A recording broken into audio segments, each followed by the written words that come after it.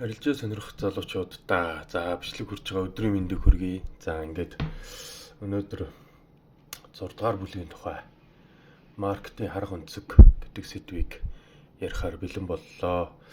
За энэхүү сэдвт ерөнхийдөө юу ярьж гин гэхээр сэдвийн эхэнд бол ерөнхийдөө эрсдлийн ойлголтын тухай ярьж гин. За тэгээд трейдер хүний эрсдлийн талаарх хоримтгой үзэл бодол, хоримтгой шинж чанар нь бүхэлдээ сэтгэл зүгээс хамаарч байдаг гэдгийг бол хэлсэн байна.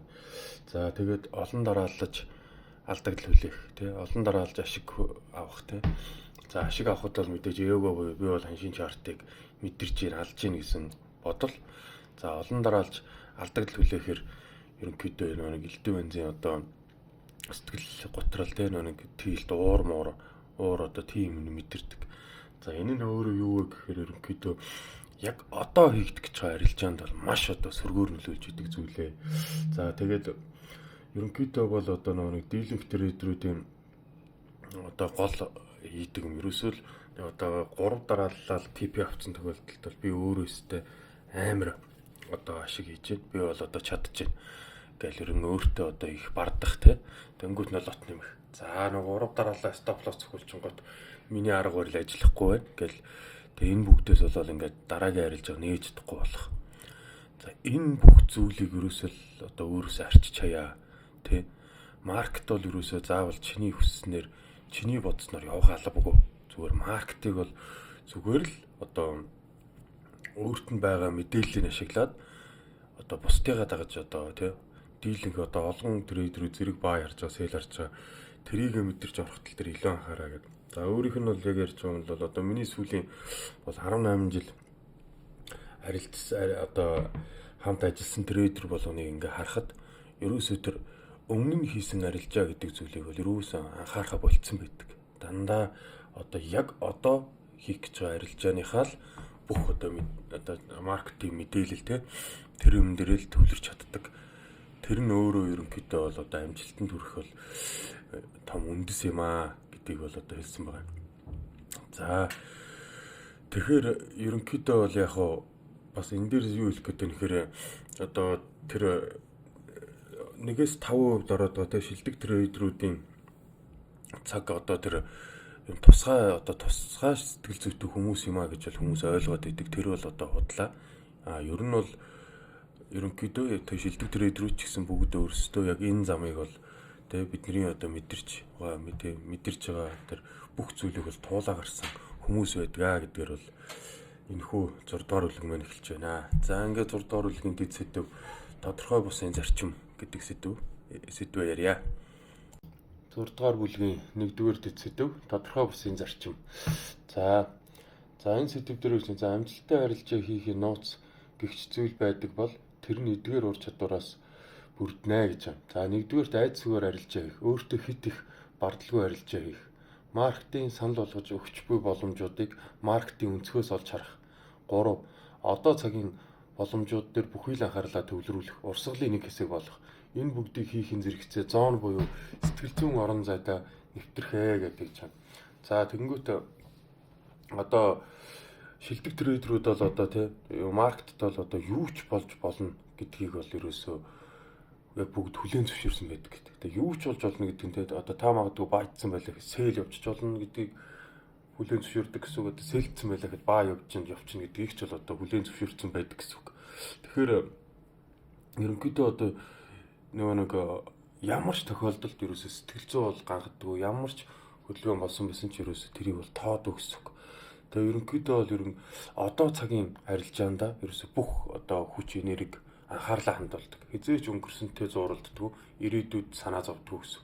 Тэгэхээр трейдерүүдийн ерөөсөө л 1-5% гэдэг трейдерүүдийн гол хилээд байгаа санаа нь бол ямар ч сэтгэл зүй гэдэг юм бол ерөөсөө байхгүй. Сэтгэл зүй ингэж ганхад савлна. Ямар нэгэн байдлаар элдв бензин явахгүй. Тэгээд энэ нэгэ бол ерөнхийдөө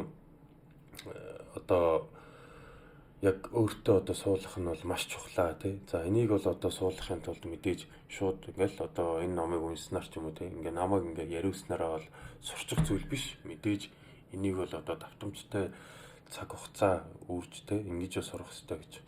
За тэгээд сэтгэл үнэмшлийн тухай юм ярьж байгаа. За нэг бидний оюун ухаан цаг тутамд өгөгдөж буй боломж бүрийг хүлээж авч ойлгох чадамжгүй.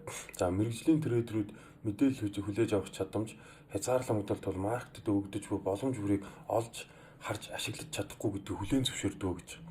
За энэ юуг тайлбарлаад байна гэхээр бид нар ингээд ерөнхийдөө маркет дээр одоо бидний сурсан арга барил те одоо pattern, support, resistance, Fibonacci за миний ашигладаг тэгшинтэй. Тэгэхээр хүм арга барил болгон өөр өөрсдийн онцлог, өөр өөрсдийн шин чанартай те өөр өөрсдийн ингээд одоо давтагддаг хөдөлгөөнтэй.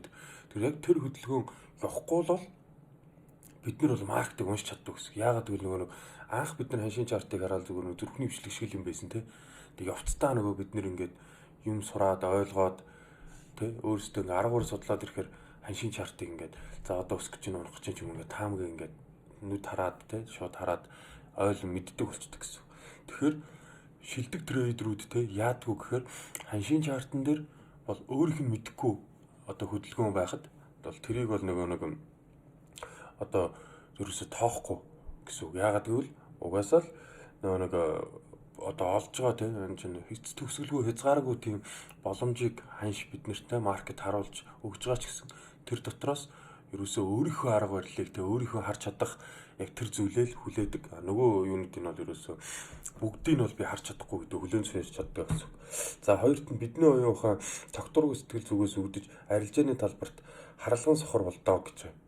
За жишээлбэл нөгөө нэг буруу таамаг гаргаж алдагдaltaй арилжаа хийхээс айсан сэтгэл зүгээр арилжаанд оролцлоо гэж бодъё гэж байна. За бид нар бол нөгөө нэг за буруу таамаг гаргачихгүй дээ тий энэ эсрэг өвчхүү дээ гэд.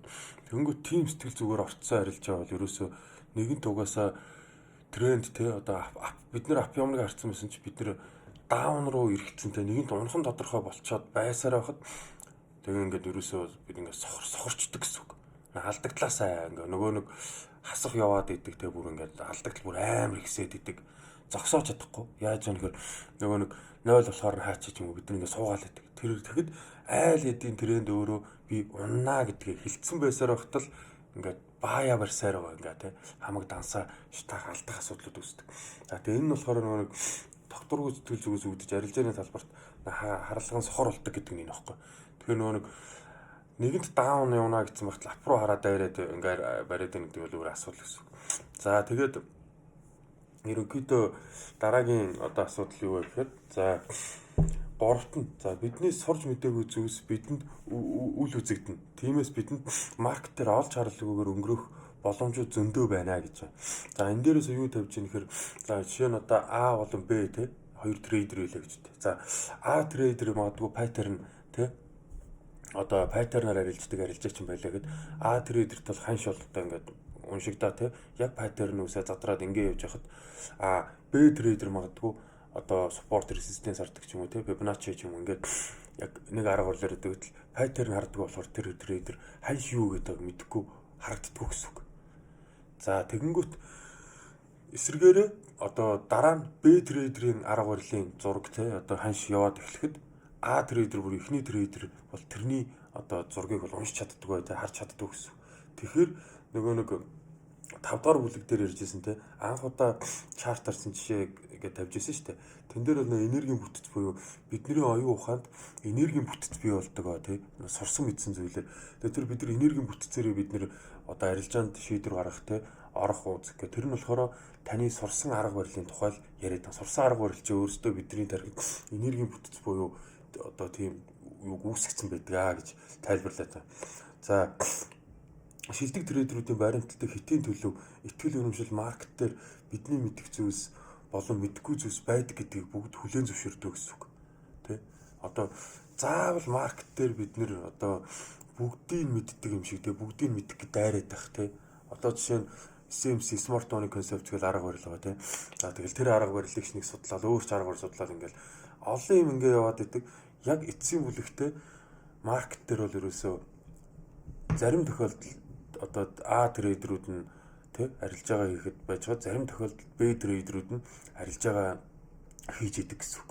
Тэгэхээр ерөнхийдөө энийг бол хүлээн зөвшөөрөө тэ ханшийн чартыг зарим үед бол уншиж чадахгүй бол тэрийг зүгээр орхичих тэ өөрийнхөө уншдаг одоо мэддэг зураглал гарч ирэн эртэл хүлээгээ суучих гэдгийг бол яриад байгаа гэсэн үг. За итгэл үнэмшлээ өөр юм болгосноор тий. За тэгвэл бид нар итгэл үнэмшил гэдэг зүйлийг өөр юм болгох хэрэгтэй гэж байна. За тэгвэл биднэрт одоо олох даваа талууд юу гэхээр сэтгэл зүй, дотоод эсэргүүцэл гэх зүйлээс ангид болно. За хоёрт нь маркетинг хөдөлгөөн савлгаа чиний сэтгэл зүйд огт нөлөөлөхөө болно. За гуравт нь оюун ухаан чинь үнэн зөв нөхцөл байдалтай эвлэрнэ, алдагдлыг хөнхөөн гэх чинь хүлээн зөвшөөрдөг болно. За маркетинг хаашаа явахыг би мэддэг гэсэн эго энэ маркетад ямар ч зохицохгүй бөгөөд үндэслэлгүй гэдгийг ойлгоно гэж байна. За зоон буюу трейдер хүний арилжаа хийхэд хамгийн тохиромжтой сэтгэл зүйн орон зайг бүрдүүлэхэд тохиромжтой нөхцөлийг бүрдүүлнэ гэж байна. За энэ зоон гэдэг нь юу вэ гэхээр одоо сэтгэл зүйн орон зай буюу энэ зоон гэдэг юм нь юу юм гэхээр бид нар нэг олонхоо дагах гэдэг байхгүй. Урсгалыг дагах, онлохыг дагах тийм. За трейдер тэр яриа бай дарж гэнэ, тэр яриа сел дарах нь яг тэр цэгүүдийг бид нар олж тэгээ олонхыг дагаж бол одоо арилжах гэдэг тухай яриад байгаа. За тэгээд энэ зүйл нь бол одоо юу гэхээр за нэг за сүрэг шувуу, сүрэг загаснууд яаж нэгэн зэрэг чиглэлээ өөрчилж чаддаг юм бол гээд өөрөөсөө асуугаад үзээрэй. Тэдний хооронд ямар нэгэн холбоо байж таарах гээд байна гэж байна. Тэгэхээр нэг сүрэг загас те одоо бид нар ингээд юу үзэнгүй те. За сүрэг шувуу ингээд нэгэн цэгт бүгд явжгаад яг зэрэг бүгд иргэдэг. Загас бас ингээд сүргэлж бөөнөр явжгаад яг нэг чигт бүгд эргээд ингэж хөдөлдөг те. За энэ дээр бол зурган дээр харуулсан байна. За эднэрт бол нэг тийм холбоос байна гэж үзэж байгаа байхгүй. Тэгэхээр трейдерүүд бол бид нэр яах ёстой юм гэхээр одоо дэлхийн өнцөг улам бүрт сая трейдерүүд байлаа гэхэд бидний одоо яг эднэр шиг загас шиг шувуу шиг ерөөсөө яг нэг юм дээр ингэж одоо иргэдэг те. Яг ийм одоо сэтгэл зүйн бол энийг бол одоо зоон гэдэг нэ гэдэг. За сүрэг загас, сүрэг шувуу. За эднэр бол одоо ямар нэгэн нөгөө нэг юугүйгээр одоо команд үгээр мэддэхгүй мэдрээд яг нэг тийшээ зэрэг хөдөлж чаддаг. За тэгэхээр трейдерүүдийн одоо тий хаашаа хөдлөх гэж байгаа яг тэр мөчийг трейдерүүд мэдэрч хөдлөнө гэдэг бол маш чухал одоо тий авч одоо сурах мэдрэмж гэсэн. Гэхдээ энийг сурахад бол маш одоо хэцүү төвөгтэй байдаг гэдгээр бол одоо зохиолч маань ярьсан байна. За тэгэнгүүт одоо маркетинг тий нөгөө нэг трейдеруудын үүсдэг ичди мэтийн одоо яг энэ хөдөлгөөнийг те одоо энэ ингэж амтчин гэж нэг синхрон гэж нэрлэдэг байгаа байхгүй. Энэ торгон мэдрэмжийг үүсэх тохиромжтой сэтгэл зүйн орчныг бүрдүүлэхэд огт амаргүй ажил юм а гэж бол одоо новын зохиолч нь хэлж байгаа. За тэнгууд үүний тулд бол яг хоёр сэтгэлгээний саад бэрхшээл байдаг гэж байна. За нэгдүгээрт нь болохоор яадаг вэ гэхээр за одоо цагийн урсгал боломжууд дээр бүх анхаарлаа төвлөрүүлэх гэж байна. За энэ нь нөгөө нэг одоо бидний өнгөрсөнд хийсэн нөгөө арилжаанаас болж сэтгэл санаа гараа одоо тийм унах. За эсвэл одоо ирээдүйд элдв янзын бодохт ингээд олон янзын бодоодохоор яг одооныхоо яг одоо хийгдэж байгаа шинжилгээнд дээр тулгуурлана гэдэг бол маш чухал зүйлээ тий. За энийг бол ерөөсөө маш анхаар. За хоёрдугаар болохоор хүний тарих бол тий хоёр хэсгээс бүрдсэн байдаг. Баруун зүүн гэдэг. За зүүн тарих яадаг вэ гэхээр логик сэтгэлгээ буюу аналитик тий. Дандаа анализ одоо бүх юм хийж идэг. Баруун тарих болохоор хийс үр сэтгэлгээг одоо хийдэг тий. За чөлөөт сэтгэлгээ, хийс үр сэтгэлгээг байдаг. За тэгэнгүүт трейдерүүд яадаг вэ гэхээр хэд бид нар болохоор аналитик буюу одоо зүүн тархиныхаа ажиллагаагаараа ерөнхийдөө бүх юмыг ингээ хийгээд идэг гэсэн үг. Тэгэхээр нөгөө нэг хийс үр сэтгэлгээ буюу баруун тархиныхаа одоо юу гэдэг бодож байгаа юмыг бол ерөнхийдөө зүүн тархи нь бол дийлж бол яваадаг гэсэн.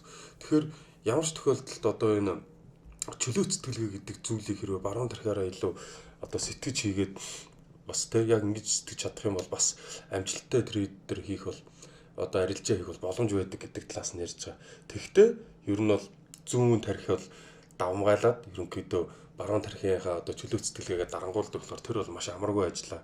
За тэгэхээр нөгөө нэг зоон буюу тэ бид нар бүсгээд байгаа гэдэг зүйл нь болохоор сэтгэл зүйн орон зайг чөлөөт сэтгэлгээнд дэр тулгуурлаж байдгаа гэж байгаа байхгүй. Тэр чөлөөт сэтгэлгээг л маш сайн одоо маш гоё чөлөөтэй сэтгэл гэдгээр яриад байна.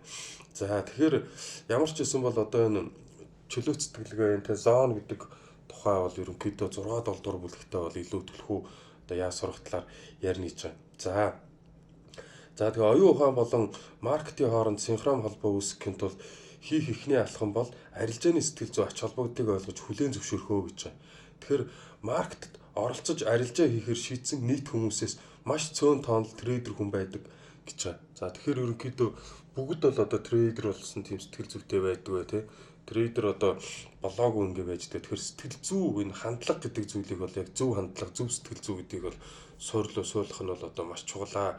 За тэгэнгүүт нөгөө нэг маркетад оролцож буй ихэнх хүмүүс шилдэг трейдер болохын тулд сайн шинжээч болох хэрэгтэй гэж андуурдаг. За шинжилгээгээ амар хийгээл техник шинжилгээг маш сайн хийгээл одоо ингээл ашигтай арилжаал явчихна. Тэгэхээр 100% ажилтг техник шинжилгээг олно гэл янз бүрийн техник шинжилгээг солиол яваад байдаг. За энэ зүйл маань юу вэ гэхээр эсрэгээрээ буруу байдаг тий. Гол нь сэтгэл зүй гэдэг бол маш чухал. Сэтгэл зүй байхгүй бол 1000 техник шинжилгээ байлаа гэд ерөнхийдөө тэр техник шинжилгээ чинь бол зүгээр одоо нуран голн тий хог олно гэж хэлээд байгаа гэсэн. Тэгэхээр техник шинжилгээнээс илүү гол зүйл маань сэтгэл зүй байдаг. Тэгээд техник шинжилгээтэй сэтгэл зүгөө хослуулж чадвал та одоо амжилттай трейдер болно гэж тайлбарлаж байгаа гэсэн. За маркет гэх зүйл өөрөө тис өөр орон зай билээ. Бид дасан зохицсон орноосоо одоо орчноосоо тис орон зайд үр дүн үзүүлж амжилттай явахын тулд өөрсдөөсөө шинжилэлт хийж дасан зохицох хэрэгтэй болдог гэж байна.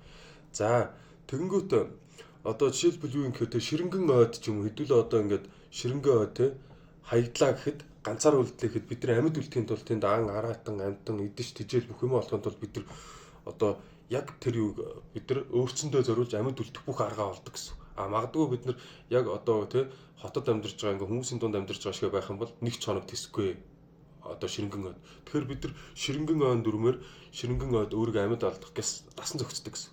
Тэгэхээр маркетад яг ингэж дасан зохицоо. Ширэнгэн ойд бид нар гэс дасан зохицож амьд үлдэхийг боддог шиг тий маркетад бас яг ийм байдгаа гэж хэлж байгаа. За энийг бол одоо жишээгээр татчихсан. За дийлэн хүмүүс маркет тогтмол амжилттай явахын тул тодорхой хэмжээнд өөртөө өөрчлөлт хийж дасан зохицох хэрэгтэй гэдгийг хүлээн зөвшөөрдөггүй ойлгодог гэсэн. За үүнд хоёр шалтгаан байдаг. За нэгдүгээр шалтгаан юу юм гэхээр ашигтай арилжаа хийхэд ямар ч ур чадвар шаардлагагүй сарамгчин гэж байхгүй. Сарамгчин дээр ч явж байна. Сарамгчинд баа эсвэл сэл товчуудыг заагаад өгчөхөд баа сэл товчийг дараад ашигтай арилжиж чадна гэж байна. Сарамгчин. За тэгэнгүүт тогтмол арилжаа хийж энэ зах зээлд амжилт олох нь үе ашигтай арилжаа хийхээс илүү олон хүчин зүйлс гэдгийг одоо илүү зүйлс шаарддаг гэдгийг трейдерүүд нэлээд хожуу ойлгодог гэж байна. За энэ тогтвортой арилжаа гэдэг нь юу юм гэхээр за би энийг бол нэрээс ойлгодог байсан. Биднэрт арилжааны тэмдэглэл гэдэг зүйл байдаг тийм. Тэгэхээр арилжааны тэмдэглэл гэдэг зүйлийг бид нар хөтлөөд яг тогтвортойгоор тийм одоо энийг бизнес гэж харж хийдэг гэсэн. Талаан, тайлан, төлөвлөгөө, тооцоотойгоо бүр ингээд бүгдийг гаргаж яваад ирэхээр аяанда ингээд тогтвортой ашигтай өнөө тогтвортой одоо эсвэл алдагдал ихтэй өнөө тэ сэл арилж ихнө баа арилж ихнө гэхээр тэгэхээр яг энэ тогтвортой гэдэг зүйлийг бол одоо минийхэр ингэж одоо ойлгосон зүйл мөн бол одоо арилжааны тэмдэглэл хөтлөхөр бол байсан. Тэгэхээр энийг бол би тэгж явдаг гэсэн. За маркетад хоёрдугаарт нь болохоор маркетад оролцож арилжаа хийхэд бол бид хаашаач явах хэрэггүй болсон. Тэ одоо бид нэр хуучин бол нөгөө нэг арилжаа хийхэд тулд заавал одоо офис сууж бөөнөрөө нэг газар суугаад тэгэл бөөнөрөө ингээ компьютер интернеттэй газар ч юм ингээд байдаг гэсэн бол одоо бид нар гар утаснасаа ч юм уу гэрээсээ ч юм ингээд интернет байгаа газар бүх газараас ингээ арилждаг болсон гэсэн. Тэгэнгүүт нөгөө нэг одоо бид нар ч нөр тав тухтай орчин гэдэг байхгүй. Бид маркеттэй өөрсдөө тав тухтай орон зайнаас харьцаж байгаа тул сэтгэл зүйн өөрчлөлт болон дасан зохицол огт шаардлагагүй мэт санагдаж буруу сэтэл үүсдэг гэж байхгүй. Тэгэхээр нөгөө нэг яг 8 цагийн ажилдаа өглөө 8-аас орой 8 одоо орой 5 6 хүртэл нөгөө нэг ажилдаг те. Нэг 8 цагийн ажил шиг тийм байдалд орохоороос одоо тийм байдалд байх арилжих эсвэл гэрээсээ арилжих хоёр нөгөө бидний өөрчлөлтийн юунд одоо буруу сэтэл үүсгээд идэг гэсэн үг. За тэгээд энэ номын одоо яг энэ сэдвийнхээ хүрээнд төгсгөл одоо энэ дэд сэдвийнхээ төгсгөлд юу гэж хэлсэн гэхээр одоогор та арилжааны сэтгэл зүйн талаар тодорхой хэмжээний ойлголт болон мэдлэгтэй болсон байгаах. Гэхдээ ямарваа нэгэн зүйлийг ойлгож мэдэх болон хүлээн зөвшөөрөх итгэл үнэмшлийнхээ нэг хэсэг болох хоёрын хооронд асар том ялгаа бий гэж байна. За аливаа зүйлийг үүсдэггүй бидний итгэл үнэмшлээс суурлан хийгдэж буй үйлдэл ямар ч хүчин чармаалтгүйгээр байглаасаа хийгдэж байх ёстой. Тиймээс сэтгэл зүйн тогтолцоогоо бүрдүүлэхдээ өөртөө үнэж байгаарай. Чи өнөөдөр арилжааны айдсын талаар уншиж ойлгосон ч практик дээр айх тохиолдол гарах болно. За энэ үед нөхцөл байдлыг ашиглаж өөртөө дүгнэлт хийж уншиж олж мэдсэн зүйлээ дахин харж өөрийн нэг хэсэг болгон итгэл үнэмшлийг бий болгох хүртлээр өөртөөгөө ажиллаарай гэж байна. За тэгэхээр одоо та бүхэнтэй хэдий ингээд одоо надаар энэ номыг яриулаад ингээ ойлгоцсон боловч яг практик дээр өөр ярилцахаар бах байдаг хэвээрэл байдаг гэсэн. Тэгэхээр яг тийм үед хэрвээ магадгүй одоо тохиолдоод ивэл дахиад одоо яг нэг тэ өөрсдөө номоо унших ч юм уу эсвэл одоо миний ярьсан энэ зүйлийг маань дахин сонсож өөртөө хэрэгжүүлээрэ гэж одоо номын зохиолч нь хэлж байна. За ингээ хэдүүлээ одоо 6 дугаар бүлгийн 2 дахь дэд сэдв маркетинг үндсэн шинж чанар тэрээр одоо эцэс төгсгөлгүй олон арга замаар өөрийгөө илэрхийлдэг гэдэг сэдвийг ярьж өгье. Ингээд 6 дугаар бүлгийн 2 дугаар дэд сэдв маркетинг үндсэн шинж чанар тэрээр эцэс төгсгөлгүй олон арга замаар өөрийгөө илэрхийлдэг гэдэг сэдвээр яа за дэд сэдвээ тэ 6 дугаар бүлгийн 2 дугаар дэд сэдв. За энэ 2 дугаар дэд сэдвт бол юуны тухай ярьж байгаа нөхөр ерөнхийдөө бол одоо buy sell тэ buy буюу long за sell буюу short гэдэг ерөнхийдөө тухай ярьж байгаа. За мэдээж ханшийн чартан дээр бол ерөөсөө хоёр төрлийн л юу байгаа штэ. Бид нэр одоо өснө юм уу ханш өснө юм уу унана гэсэн хоёр чиглэл байгаа.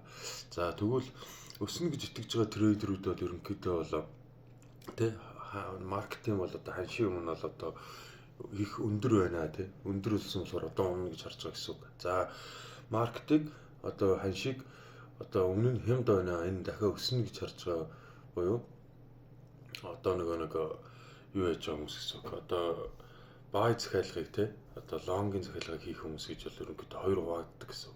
За тэгэнгүүт маркетд зөвхөн одоо гурван үндс өвчин зүйл байгаа гэж байна. За нэгдүгээрт болохоор үнийн ханшийг хит хямд байна гэж харж байгаа трейдерүүд, хоёрт нь үнийн ханшийг хит үнэтэй байна гэж харж байгаа трейдерүүд, гуравт нь маркетыг ажиглаж байгаа трейдерүүд буюу за тэдний өнцгөөс үнийн ханш хит хямдч биш, хит үнэтэйч биш.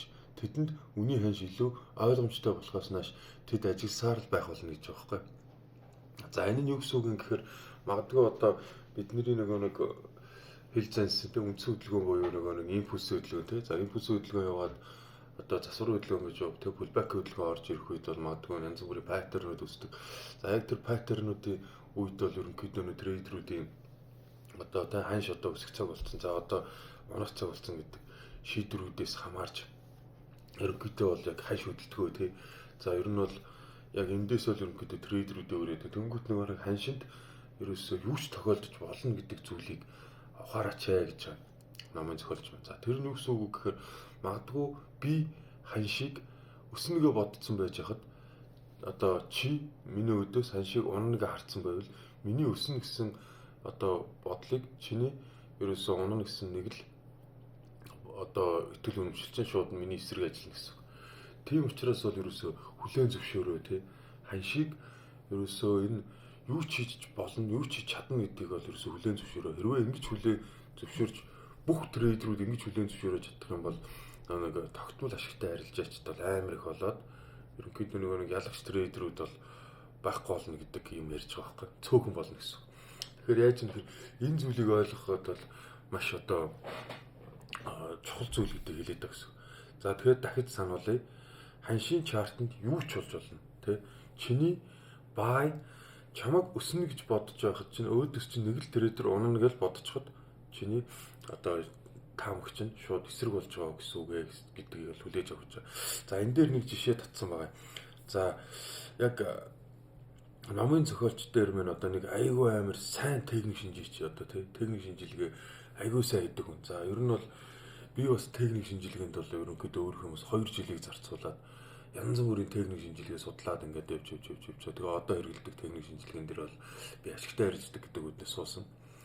Тэгэл техник шинжилгээ сайн байвал ашиг ичнэгээ ингээд яваад идэг гэсэн. Тэгээд яг энэ бол надад тохиолдсон зүйлийг бол ярьж байгаа. За энэ дээр яасан гэхээр номын зохиолчтой уулзаад одоо би бол техник шинжилгээ ханшийг хизээ өсөх, хизээ унах бүгдийг айгүй сайн мэддэг байсан.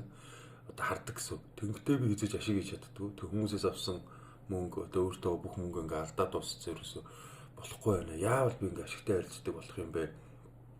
Тэгэд бол номын зохиолчтой уулзаад бол номын зохиолч нэг дүгнэлт хийсэн нь бол энэ хүн бол ерөөсө сэтгэл зүй болон яг одоо ханшийн чартанд тэг юу ч болно гэдэг зүйлийг бол одоо ойлгоогүй.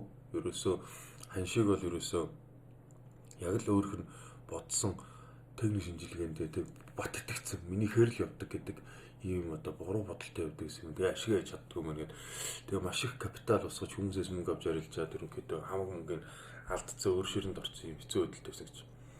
Тэнгүүт нь за чи тэгвэл ядаж энэ техник шинжилгээнийхээ юуг яагаад нэг одоо ур чадвар байгаа зүгээр нэг компанид ороод ингээ ажил хийгээд үзээч гээд ажил хийлгэсэн байгаа. Тэр үнээр ажил хийгээ зөвлөсөн байгаа. Тэгсэн чинь нөгөө хүмүүс маань бол одоо бол бид нэр бол ингээ гэрээсээ утаснаасаа те интернет байгаа газар бол хаач бид нар арилж ийх боломжтой байдаг болцсон. За тухайн үед бол дөнгөж тийм байдал руу шилжиж байсан байна.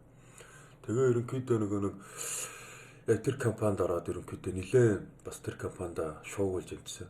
Одоо ашиг хийгээд те ерөөсөө өөрхөн бодсон зүг рүү ерөөсөө ханшил айгүй сайн яваад гэсэн. Тэнгүүт нөгөө нэг одоо компани захирал маань бол настай хөвшүүн байсан. Нэлээд одоо баян төр өмтөн болцсон те. Одоо тэр бол ерөнхийдөө бид нар шиг одоо техник шинжилгээгээр арилжаа хийдэг, яг суур шинжилгээгээр арилжаа хийдэг те. Мэдээ болон одоо судалгаагаар ингэж арилжаа хийдэг юм байж чад. Ерөнхийдөө техник шинжилгээ заалгаягаад манай нөгөө залуугаар заалгасан байна.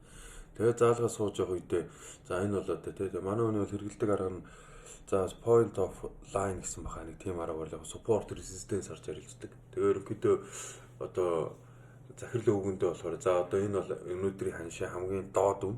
Одоо энэ спортон дээрээс бол одоо буурцаг нэг өснөө гэж хэлсэн байна. Тэгсэн чинь нөгөө хөгшин болохоор харж ирсэн. Нохон бас гөнгөтэй шууд буурцагны юу хариуцдаг менежерлиг ууцтаад яг одоо 2 сая буурцгийг зараатах гэж хэлээд яг тэр спортон дээрээс нь ханшийг унгаацсан байгаа байхгүй. Сэл орж ирээ. Тэгээ нөгөө залуу шоконд оруулангуудаа ийм л гэж хэлсэн байна. За тэгэхээр энэ яг юу хэлээд байна гэхээр те ханшинд юу ч болж болдгийг ерөнхийдөө биднэрт хэлээд байгаа гэсэн үг. Тэ? Чиний бай харж байгаа тохиолдолд чиний эсрэг сэл харж байгаа нэг л трейдер ороод ирэхдээ чиний бодсон зүрх явахгүй гэдэг хэлээд байгаа байхгүй. За тэгэхээр ямар ч үед ерөөсөө ханшинд юу ч болж болно гэдгийг бол хүлээн зөвшөөрөөч те. Юу ч болж болно гэдгийг хүлээн зөвшөөрөхгүй хэрвээ ингээ явах юм бол энэ нь өөрөө маш асуудалтай. Тэгэхээр юу ч болж болно гэдгийг те би эндээс хэдий өснө гэж харж байгаа ч гэсэн тэр унах боломжтой болохоор ямар ч тохиолдолд эрсдлийн менежмент буюу те өөрийнхөө алдах хэмжээний мөнгөө тооцоод за тэгээ ашиг хамгаалах те TP 1 2 3 авах брикийн зүг те бие зүг гэх нэг байдаг шүү дээ. Энэ зүйлүүдийг системтэй өөртөө суулгаа. Тэгээд гол нь өөрийнхөө алдах хэмжээний одоо стоп лоссын тэр юуг бол одоо мөнгийг тэг хэдэн төгрөг одоо хэдэн хувийг алдах уу, ямар явах уу гэдэг зүйлийг бол маш сайн хэрэгжилж төгөж гэмээр одоо та про трейдер болно гэдгийг бол хэлж байгаа.